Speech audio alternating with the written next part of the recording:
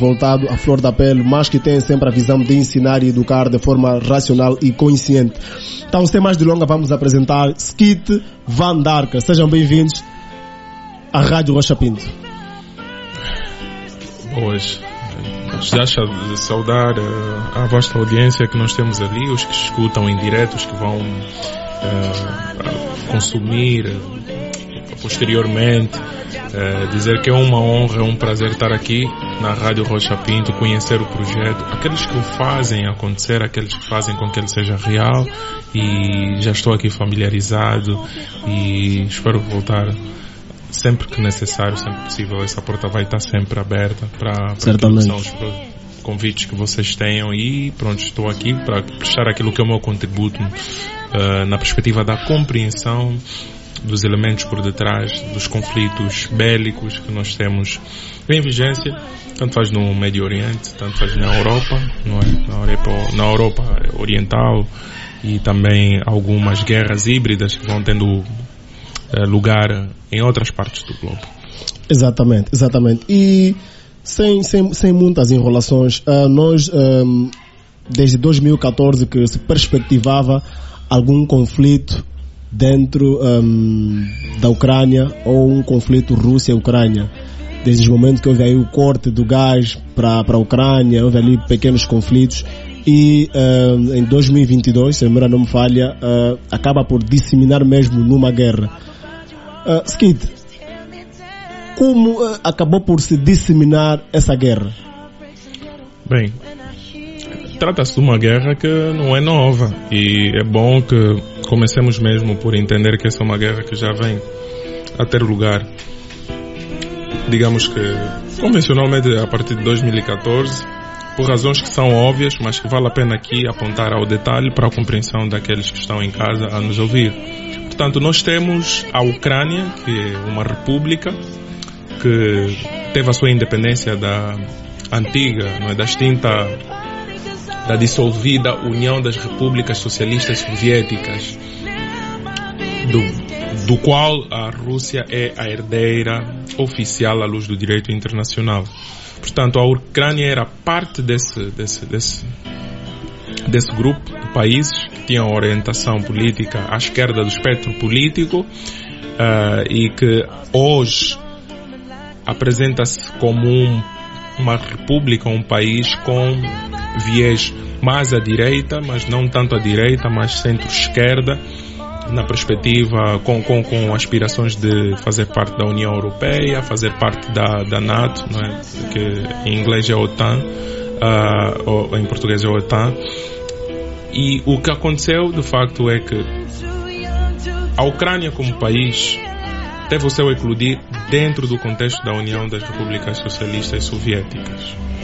E quando termina a União Soviética, portanto, começa uma série de... Muito antes de terminar a União Soviética, muitas repúblicas que faziam parte foram augurando a independência, como por exemplo a Letônia, a Estónia, no caso, e outras que foram augurando as suas independências. Mas não parou-se por ali. Houve um compromisso que foi feito. A princípio, a Ucrânia, por causa das suas vastas terras, era um celeiro e produzia muito daquilo que eram os recursos para abastecer a alimentação do resto da União, dos outros países que faziam parte da União, bem como também para o destacamento de muitos daqueles que eram os armamentos, até armas nucleares que a própria União das Repúblicas Socialistas Soviéticas tinham. Portanto, a Ucrânia assina um acordo com a Rússia, os Estados Unidos, no sentido de ceder aquilo que eram as ogivas nucleares que elas tinham, do qual não tinham controle, nem tinham os códigos por lançamento, tudo era coordenado a partir de Moscou, a partir da Rússia, de volta para a Rússia, porque eles nem tinham também condições de fazer as manutenções disso. Em troca de quê? Da promessa de que a Rússia não invadiria, não tomaria por força a própria Ucrânia. Isso tem que ser dito aqui, e é verdade que isso aconteceu, mas também aconteceu que houve um acordo entre a Rússia chamemos de acordo dessa forma, embora não tenha tido respaldo formal, mas é uma promessa feita e existem muitos registros oficiais e não oficiais a respeito disso, de que a OTAN, no caso, não se expandiria para o leste, não chegaria às portas de Moscou. Portanto, estes são os 2 antecedentes mais importantes que nós temos que ter em conta aqui na nossa conversa. São a base para nós começarmos a nossa conversa. Há uma promessa de Moscou não avançar até Kiev, tomar Kiev de volta para a sua esfera de influência. Em troca, a Ucrânia devolve,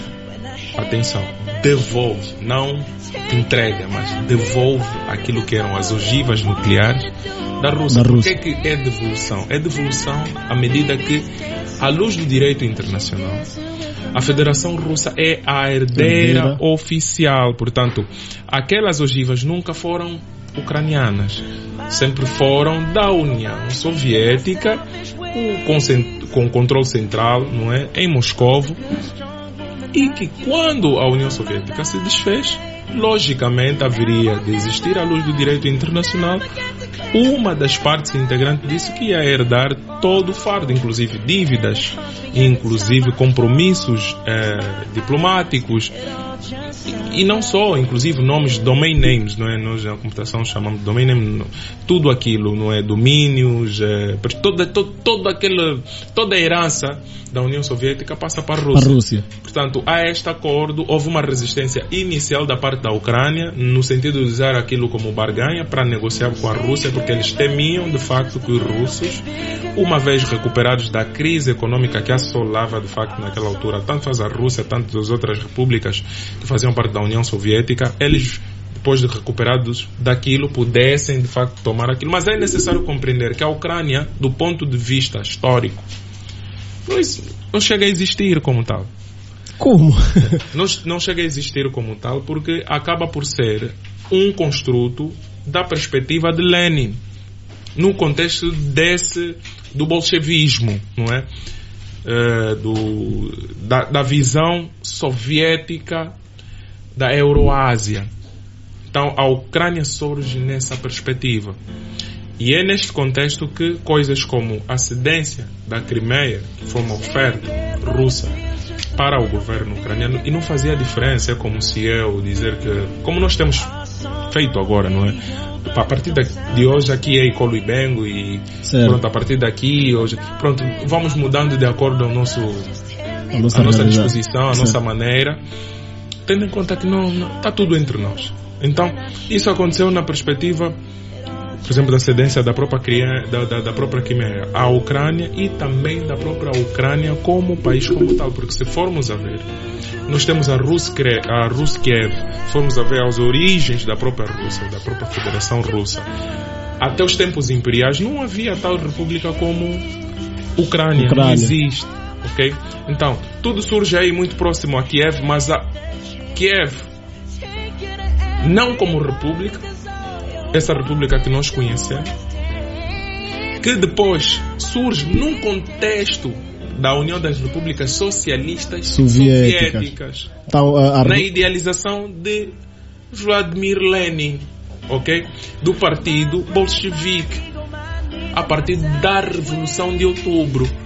Portanto, isso também, para quem quiser mergulhar a fundo sobre essa história, sobre essa contextualização que eu estou a fazer, para não ficar uma coisa como se fosse um discurso comprado, pode assistir um pouco daquilo que foi a entrevista do Tucker Carlson ao próprio Vladimir Putin. Vi essa entrevista. Vai falando acerca disso, e qualquer pessoa com um livro básico de história que vai compreender a história, que nós saímos, a Rússia sai do czarismo, não é? Com a morte do último czar, o Nicolau, e os seus descendentes. Com a Revolução de Outubro começa a era comunista da Rússia, e depois essas regiões acabam por tomar a identificação, a denominação de república, e são formalmente constituídas como república. Surge a Ucrânia que nós conhecemos hoje. Portanto, acontece que essa união da República Socialista Soviética entra em colapso E essas partes integrantes querem a independência. Algo que era impensável mesmo na época do czarismo, porque o czar era absoluto. Não são todos russos? Acabam por ser todos eles eslavos. Não vamos usar a expressão russos porque o ucraniano vai dizer não, de facto nós não somos russos, porque hoje em dia os russos étnicos são aqueles que fazem, que maioritariamente vivem na parte de Donbass, em Lugansk, aquela região toda que a Rússia ocupa agora no contexto da guerra. E temos outros povos, por exemplo em Kiev, em Odessa, que têm uma matriz étnica muito miscigenada com alguns povos que vieram da parte ocidental da Europa e assim sucessivamente. Então os russos étnicos estão em grande concentração, em massa, concentrados na região que hoje a Rússia proclama como sendo dele, ou tomou e oficializou, formalizou a integração deles dentro da Federação Russa. Portanto, esses povos etnicamente são russos. E ainda bem que faz essa pergunta, porque é ali que nós chegamos na segunda etapa da nossa conversa. É quando começa a surgir, de facto, o choque entre aqueles que não eram etnicamente russos e aqueles que eram. O governo ucraniano adotou uma série de medidas, foi adotando, principalmente nos últimos governos que existiram, medidas e políticas que visavam justamente diminuir a influência russa dentro do seu território. Só que essas medidas não foram, de certa forma, respeitosas em relação àquilo que era a origem daqueles que povoavam aquela região que hoje em dia é reivindicada pela Rússia. A abolição, por exemplo, do uso do idioma russo em certos contextos sociais. Hoje estamos a falar que está completamente restrito, inclusive o uso do idioma russo dentro do sistema de ensino ucraniano. É como se nós, aqui em Angola, chegássemos a uma altura em que nós proibíssemos o pessoal da área onde, por exemplo, a UNITA durante muito tempo teve um grande impacto do ponto de vista social, e dissessemos que aquelas línguas não pudessem ser usadas de forma oficial, embora que o exemplo aqui fica um pouco descontextualizado, porque estamos a falar que o ucraniano é a língua oficial da Ucrânia e o russo não é? No nosso caso não, nós temos um idioma que é oficial, que é o português, e temos as nossas línguas nacionais, vamos chamar de nacionais ou maternas, tanto faz. Então seria mais ou menos isso, só para contextualizar, não é exatamente o que eu estou a dizer, mas só para as pessoas poderem puxar alguma coisa. Então isso começou a criar já reservas, começou a criar a separação de facto, foi o divisor de águas. Porque quando o governo ucraniano, os governos ucranianos, vou chamar os governos porque não foi uma ação do único governo, o Zelensky continua com as mesmas políticas que causaram um problema. Segundo nessa entrevista que do Putin com Tucker Carlson, uma coisa assim, ele frisa que Zelensky entra por via da força, né? Por via da força, por via pode ser considerado um pequeno golpe. E que o governo antecessor que antecedeu o Zelensky era a favor de algumas políticas russas, mais ou menos isso. Na verdade, o que acontece não é que é o Zelensky, de fato, mas o Zelensky é fruto de um processo de derrube de um governo democraticamente eleito. Estamos a dizer o quê? Estamos a dizer que o Maidan, que é conhecido o Maidan em 2014, foi aquela série de protestos e manifestações que nós todos vimos, as imagens a poluírem os mídias ocidentais e não só, que foi o derrubo daquele governo que foi democraticamente eleito, saiu vitorioso das eleições para se colocar um outro governo no lugar daquele. O presidente foi derrubado, políticos foram perseguidos, e pronto, aquilo foi a gota d'água. Portanto, não obstante aquilo que eram as políticas que vinham sendo adotadas, que iam contra, marginalizavam aqueles que eram etnicamente russos, eles derrubam um presidente que era não vou dizer pró-russo, mas que não via nenhum problema em manter relações boas, francas com a Rússia. Que é diferente do que nós temos agora. Temos um governo que é abertamente hostil à Rússia. Portanto, aquele governo, alguns vão dizer que era pró-russo, é o que eu vou dizer, que tinha uma linha aberta de comunicação com o Moscou, o Putin, com a Rússia, foi derrubado a favor de um outro regime que era pró-ocidental e que visionava o desligamento completo. Mas como é que tu desligas um país em que grande parte, não é grande parte, uma boa parte do seu território é habitado por russos étnicos da própria Rússia e fazem fronteira terrestre. Portanto, aquilo proporcionou aquilo que foi vou dizer, as primeiras batalhas que existiram do ponto de vista bélico entre a Rússia e a Ucrânia naquele contexto. Não obstante, temos que aqui ressaltar que, apercebendo-se desse sinal, a inteligência russa sabia o que estava em curso, houve um golpe, e que o golpe era no sentido, de facto, de preparar a OTAN, para dizer que já haviam enviados da OTAN dentro da própria Ucrânia, e havia já um processo de harmonização das forças armadas ucranianas. Existem provas disso. Em outros contextos, noutras instâncias, eu apresentei vídeos, documentos, inclusive, disso, da harmonização das forças armadas ucranianas com aquilo que é o padrão OTAN. No sentido de que muito futuramente, e foi muito claramente dito, a Angela Merkel disse muito tempo depois, que depois desses primeiros confrontos, dessas primeiras batalhas, houve um acordo que foi assinado, alcançou-se um cessar-fogo que, na verdade, ela fala de forma muito aberta que foi só para comprar tempo, para dar forças para a Ucrânia resistir. Portanto, havia uma intenção clara e eles não pouparam, e também do lado russo não faltou comunicação. Em 2008, na Conferência sobre Segurança Europeia, em Munique, Putin deixou claro que a Rússia nunca, em nenhuma condição, sob nenhum pretexto, ia aceitar que aquilo se tornasse realidade, que a Ucrânia fizesse parte da OTAN. Tendo em conta aquilo que foram as promessas de não expansão até as portas de Moscou da OTAN, que é um compromisso que existia. Portanto, nós chegamos num ponto em que tu tens uma Rússia, muito antes de 2014, em 2008, já a deixar claro que eles não aceitariam isso de nenhuma forma. E muita gente até pode colocar, mas calma ali, a Finlândia, a Suécia agora fazem parte da OTAN e fazem fronteira com a Rússia. É preciso compreender que as terras ucranianas, elas não apresentam grandes obstáculos naturais. Do ponto de vista estratégico e militar, é muito mais fácil tu saíres da Europa, propriamente dita, da parte ocidental da Europa, e tu chegares a Moscou por via da Ucrânia, do que tu chegares pela Finlândia. Porque existem barreiras naturais, montanhas e uma série de coisas que, pronto, tornam um trajeto mais sofrido. A prova não oferece muita ameaça para a própria Rússia. Não oferecem. A prova disso é que é só voltarmos para a história, vermos as invasões que existiram à Rússia.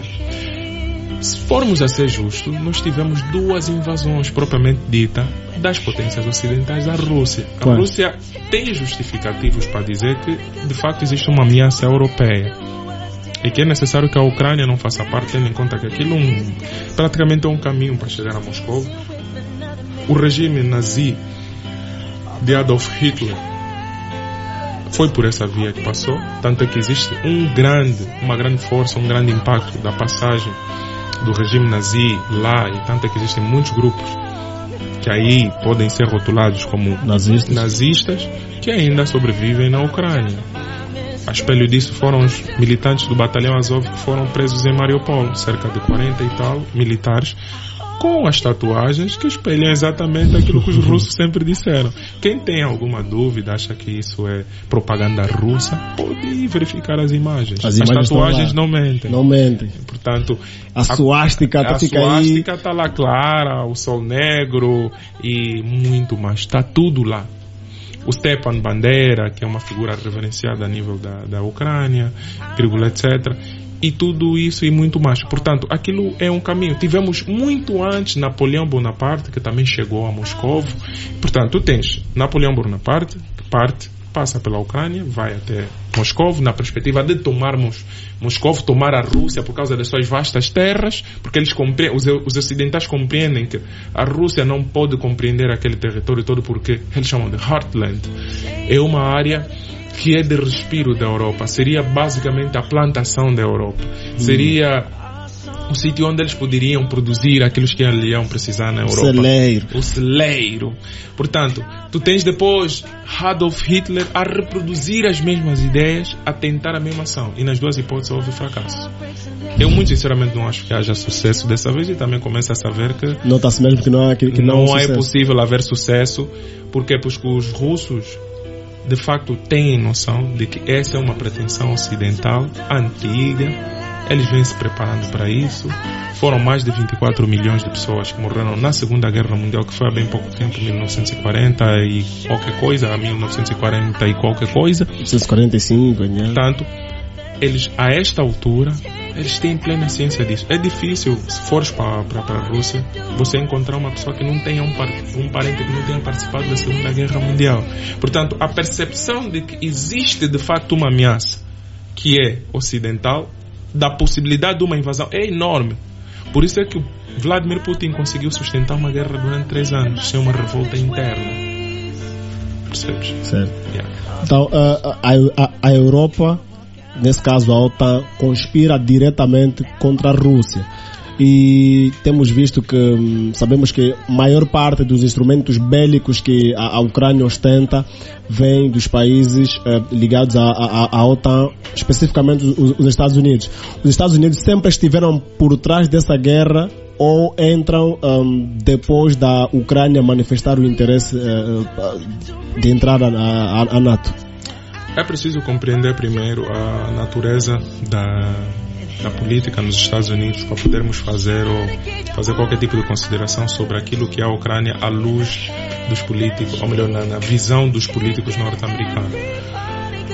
Tu tens administrações republicanas e também democratas, tens administrações democratas e republicanas, cada uma com a sua perspectiva, mas é necessário dizer que de facto não é bem assim. A Ucrânia, enquanto potência militar, herdou muito material bélico produzido na era soviética. Herdou fábricas, armamentos, estoque grande, enorme, principalmente de tanques T-64, T-40 e muito mais. Salvo erro em algum modelo ou outro que eu tenha aqui pronunciado, mas eles herdaram muito material. Mas esse todo material foi completamente neutralizado e destruído ao longo desses 3 anos de guerra.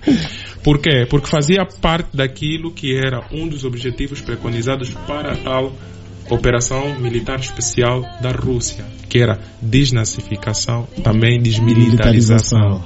A componente da desmilitarização visava justamente a destruição daquilo que era o equipamento que eles tinham. E isso foi realizado, foi alcançado. O Ocidente, sabendo que, de facto, a Ucrânia estava fora daquilo que eram as possibilidades de resistir contra a Rússia, passaram a fazer dumping, a despejar muito material bélico dentro da Ucrânia. Mas ainda agora, até hoje, existe ainda... Porque não basta tu mandares armamento. O pessoal tem que saber usar. Tem que saber usar. As abordagens da produção de armamento do Ocidente não é a mesma que a soviética. A forma de fazer guerra do russo e do ucraniano não é a mesma que... Portanto, os militares ucranianos até hoje ainda enfrentam dificuldades em assimilar a forma de lutar dos ocidentais. Tanto é que existem essas culpabilizações. Os ucranianos dizem que os vossos treinamentos aqui não funcionam. Não funciona. Porque o russo não luta assim e tal, vírgula, etc. Portanto, existe essa coisa toda. Portanto, o americano entra não somente na vontade, mas na certeza de que eu tenho capacidade financeira para despejar tudo quanto for necessário dentro da Ucrânia para resistir o tempo que for necessário. No entanto, eu não posso ceder ao ponto de facto de eu tornar a Ucrânia uma ameaça séria para a Rússia, porque isso vai escalar. E nós todos sabemos se vai escalar para o quê? Para um conflito nuclear. Que é um conflito que não é do interesse nem da Ucrânia, nem da Rússia, nem dos Estados Unidos da América. Portanto, é basicamente isso. É a tal coisa da dissuasão, poder de dissuasão nuclear, e o receio ou medo que todo mundo tem sobre o Mutual Assured Destruction, MAD, a destruição mútua assegurada, que é uma certeza que a partir do momento que as duas grandes potências nucleares do mundo começarem a guerrear, ninguém ganha. Mas a OTAN apresenta, na minha visão, argumentos, ou se apresenta de forma muito controversa. Por outra, está a lutar para que a Ucrânia entre na NATO, e despejam lá muito material, mas diretamente a Ucrânia ainda não faz parte da NATO. Então, quais os acordos a Ucrânia tem com estes países, Estados Unidos, os países da NATO, e que fazem com que eles tragam para dentro dessa guerra materiais que fazem parte da OTAN ou dos Estados Unidos? É preciso compreender que também não houve só expansão das potências ocidentais para as fronteiras russas, mas também nós tivemos o Muro de Berlim, que separava a Alemanha em duas partes. Certo. Uma parte era controlada pelos soviéticos e a outra era ocidental. Portanto, os soviéticos, em função, vamos dizer que aquelas pessoas que gostam de ir buscar o fio todo, vão dizer que não, tudo bem, os soviéticos chegaram até Berlim, mas foi por culpa da invasão nazi. Quando começa a Operação Barbarossa, que é dos nazis, para poderem tomar Moscou, marcharem até Moscou, depois uma resposta à Batalha de Stalingrado, os alemães não conseguem manter os suprimentos, perdem todas as batalhas mais importantes, são perseguidos até Berlim. Os soviéticos chegam até lá e ficam. Chegaram para ficar e dividem aquilo em duas partes. Portanto, a narrativa da OTAN sustenta-se nisso. É na perspectiva de dizer, lembram que eles já chegaram aqui, eles já tomaram isso. A Letônia, a Estônia, os Bálticos, os países do Báltico, os Balcãs, eles de facto viveram sob ocupação soviética, vamos chamar russa, soviética. Portanto, viveram sob ocupação. Mas quando se diz viveram sob ocupação, é um tanto quanto mentira, porque nós tínhamos partidos comunistas dentro destas repúblicas que foram parte daquilo que foi o esforço de guerra soviético na perspectiva de recuar os nazis. Até lá. Portanto, nesse momento nós temos as potências ocidentais a despejarem material para lá, mesmo sem a Ucrânia ser parte da OTAN, sob o pretexto de que este é o limite, esta é a fronteira. Aquilo é uma terra que, tal como eu estou a dizer, é plano. Aquilo é plano, todo mundo passa. Não existe nenhuma barreira. Portanto, existem duas posições. O russo diz, se nós não tomarmos isso, pelo menos uma parte disso, criarmos uma buffer zone, uma zona de respiração, onde nós podemos conter qualquer ataque que venha futuramente, então nós estamos vulneráveis. O europeu vê exatamente a mesma coisa. O que nós não podemos esquecer é que as chefias militares acabam por ter as mesmas conclusões, porque ambas partes ambicionam a mesma coisa, que é a vitória. Portanto, do lado da OTAN tu tens comandantes, tu tens os generais a visionarem que esse é um território que tem que ser controlado. Vamos dar o exemplo, por exemplo, da Groenlândia. As afirmações de Donald Trump são verídicas. A Groenlândia representa, de facto, um ponto a partir do qual é possível que haja uma invasão de potências estrangeiras. Não quero dizer que se é russa ou não, que o mais provável que seja uma invasão russa ou chinesa por intermédio da Rússia, porque os dois países encontram-se naquela parte do globo. Portanto, é claro que se houver a necessidade de invadir os Estados Unidos da América numa guerra convencional, não falamos que não descarta-se a hipótese de uma guerra nuclear em que vai se usar os ICBMs, que são os mísseis balísticos intercontinentais, disparados seja pelo submarino, seja por silos em terra. Então uma invasão anfíbia acabaria por ter que acontecer por via da Groenlândia, porque eu não presumo que todo mundo, é necessário nós sermos verídicos, sermos francos. O Canadá não tem a capacidade militar de conter uma invasão sino-soviética ou sino-russa pela Groenlândia pelos Estados Unidos. Por isso é que se abstém quase sempre. Portanto, por isso é que há uma presença militar norte-americana lá na Groenlândia, que agora eles querem expandir de não somente uma presença militar, mas uma consolidação do poder de facto naquela região do globo. Portanto, são relações internacionais em que não existem bons, não existem maus, existem interesses. O que Vladimir Putin busca é manter aquilo que são os interesses da Rússia. É olhar para os números, 24 milhões, mais de 24 milhões de pessoas mortas na Segunda Guerra Mundial, porque por causa de uma tentativa de uma nação europeia, que era a Alemanha na altura, de invadir as nossas terras. Isso já não pode voltar a acontecer. Portanto, nós, em qualquer momento, nós temos que estar prontos para evitar que isso aconteça. Podem morrer 200 mil pessoas, 300 mil pessoas, é muito melhor do que morrerem mais milhões, à semelhança do que já aconteceu naquela altura. Então, a lógica é essa. Do outro lado também, eles veem da mesma forma, mas existe uma má fé. Eu acredito que já possa esse ser o termo correto da parte ocidental, na perspectiva de que não existem possibilidades da Rússia invadir os países da OTAN. Não existe. Do ponto de vista militar. Cogita-se muito essa possibilidade dentro da OTAN. Não, o que acontece é o seguinte: nós temos muitas lideranças fracas nesse momento na Europa por causa da agenda identitária que foi resultante do período de alívio econômico em que eles não tinham que investir nos exércitos porque tinham a sombrinha dos Estados Unidos para proteção e defesa. Portanto, quando tu tens um conforto daquele, os políticos começam a pensar em todas as coisas mirabolantes.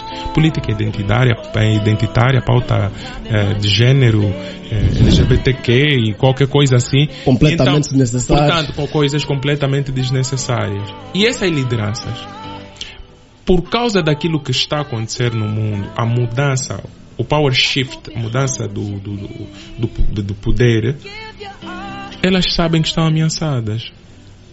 Que já não têm razões, não têm justificativos para continuar a ser poder. Portanto, quando um político chega nessa posição, ele tem que buscar uma artimanha, uma razão para continuar no poder. E o mais lógico que se utiliza é a guerra. Vou dar um exemplo muito simples. Se a guerra acaba, provavelmente Zelensky não tem espaço na nova Ucrânia. Não tem razão de ser.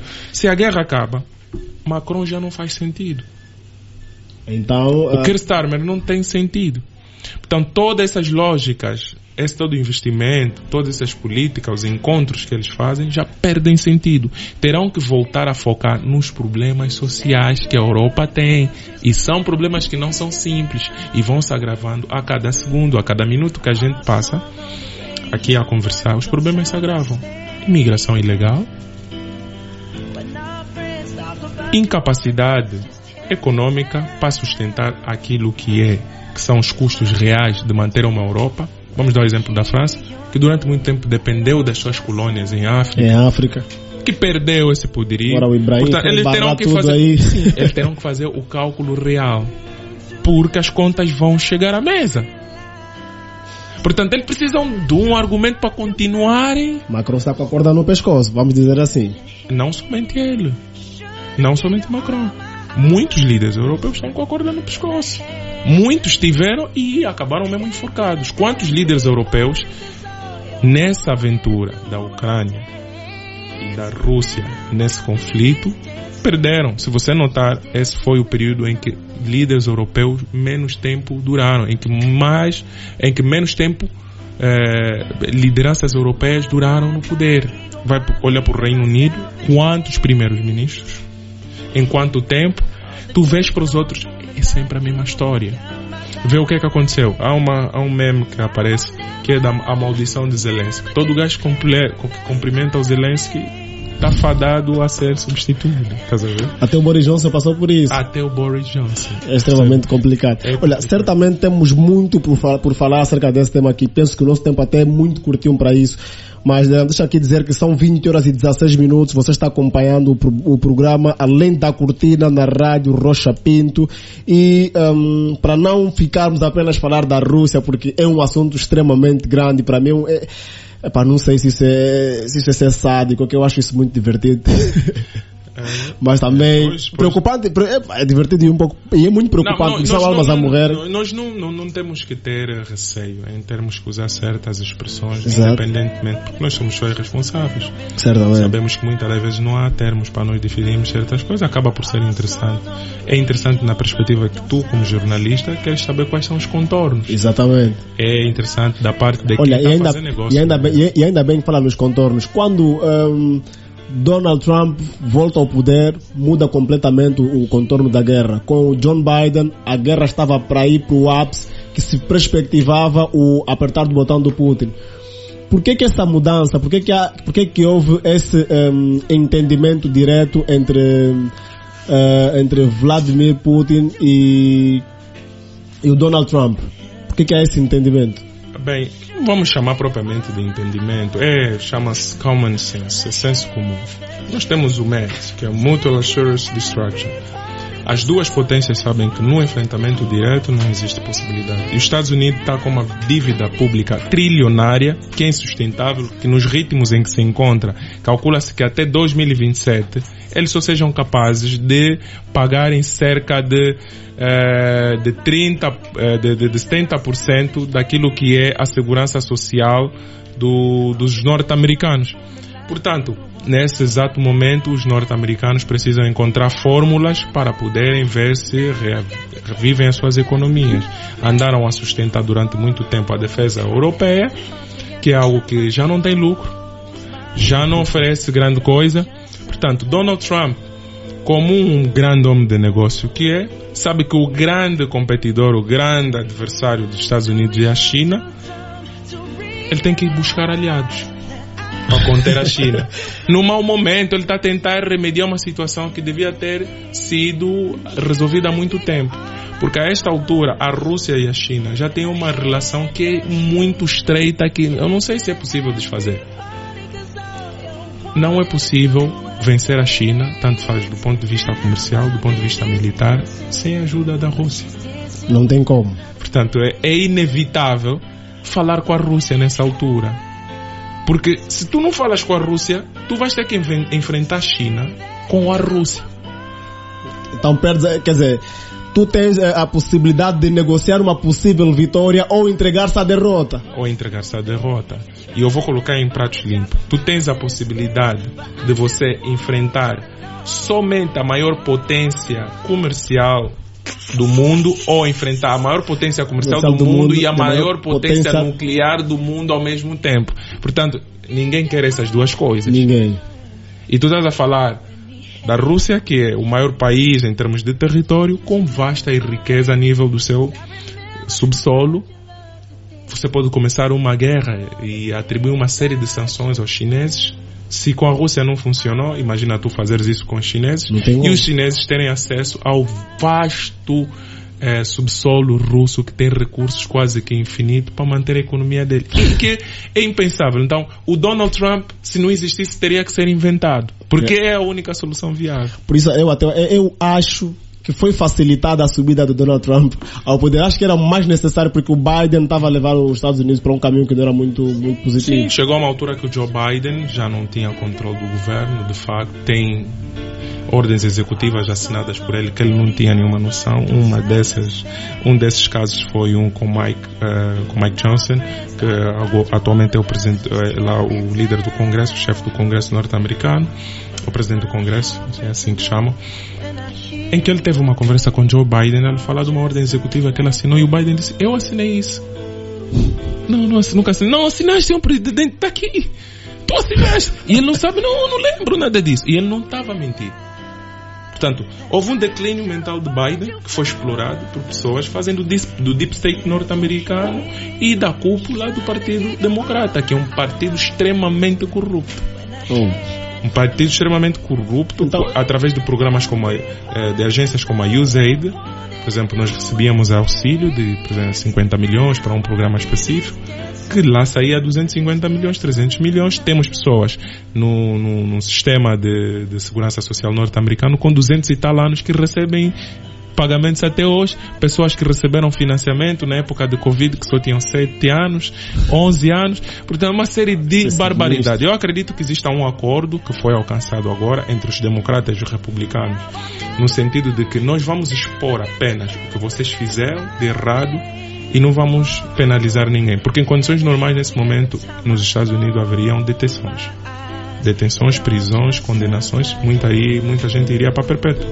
Exatamente.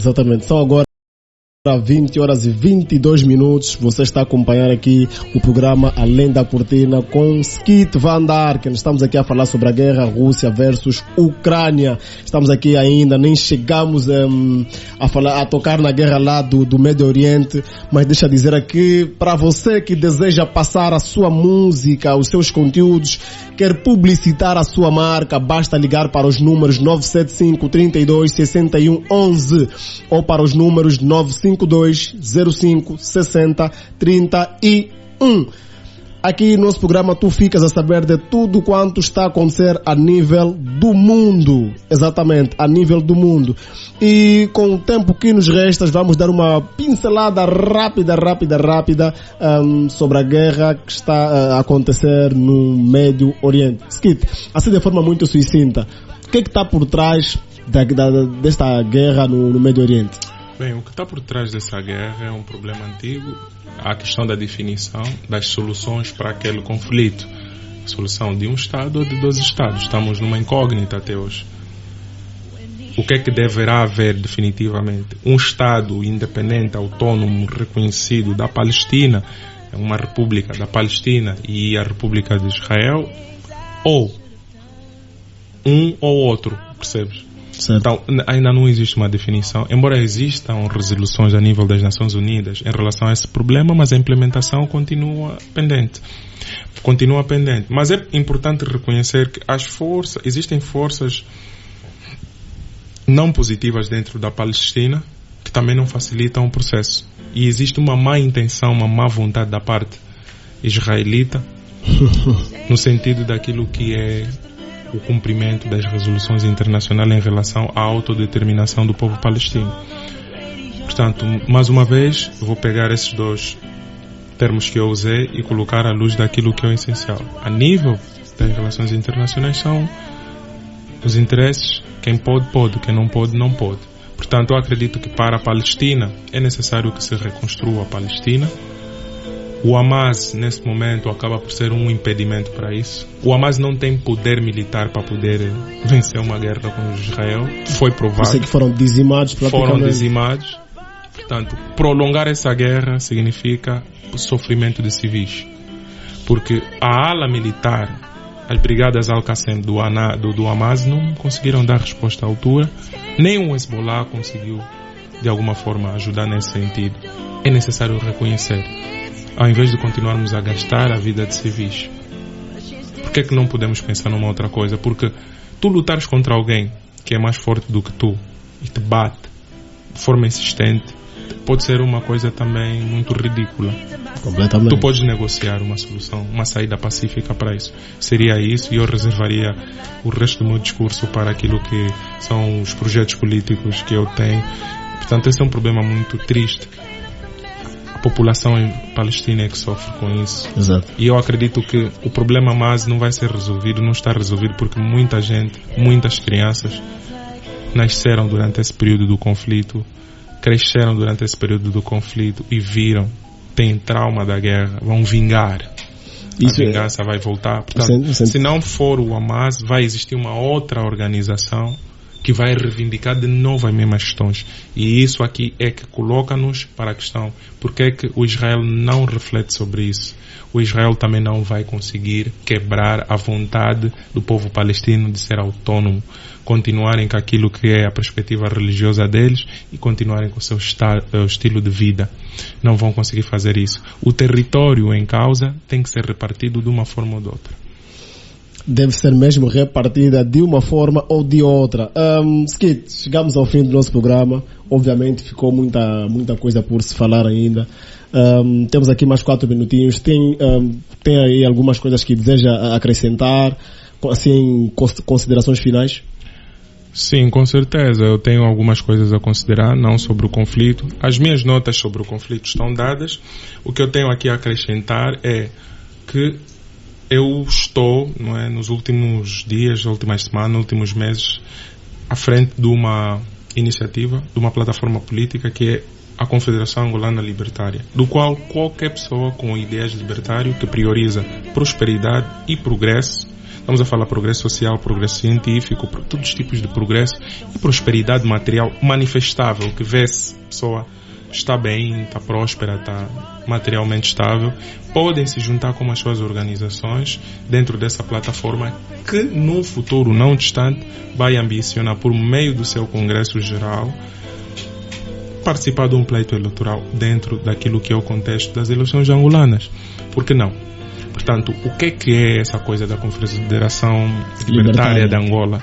É uma plataforma que vai ser disruptiva, está a ser disruptiva e vai ser disruptiva. Há muita coisa a acontecer nesse exato momento, propriamente criação das condições para poder receber os afiliados. Os afiliados todos vão, por intermédio do website, serem registados e afiliados, sem necessidade de estarmos em marchas, como fazem esses partidos. Sem ter os supostos congressos, um aglomerado de gente.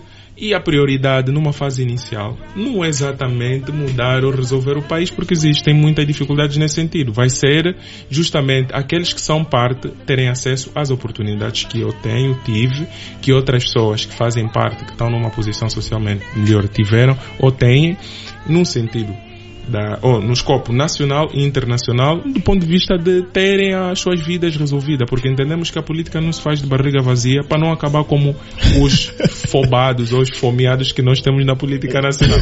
Então, há um grupo do Facebook onde as pessoas fazem uma pré-inscrição, chamamos de, não é pré-inscrição, mas participam e ficam à espera das novidades, e uma dessas novidades é esse primeiro pronunciamento público que eu estou aqui a fazer a respeito então podemos voltar a convidá-lo para vir num outro fórum para falar mais sobre isso. Com certeza, sem nenhum problema, para conhecerem um pouco o que é o libertarianismo, o que é a própria confederação, qual é a nossa ideia, qual é a nossa perspectiva com relação não somente ao país, mas sobre as pessoas que estão ou vão estar ligadas a nós. É tão simples quanto isso. Exatamente.